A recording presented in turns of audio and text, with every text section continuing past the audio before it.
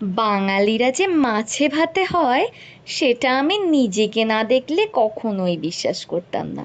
ভাতের সাথে এক পিস মাছ না হলে যেন কিছুই ভালো লাগে না।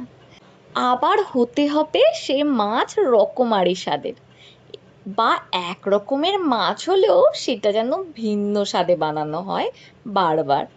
যেমন চিন্তা তেমন কাজ। তাই আজকে বানিয়েছিলাম আমার খুব প্রিয় একটা মাছের আইটেম। সেটা হলো দই কাতলা।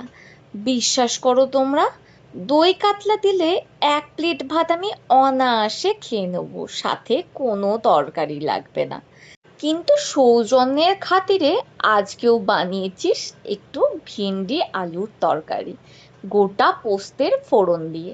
অত পোস্ত বাটাবাটির ঝামেলা থেকে মুক্তি পেতে।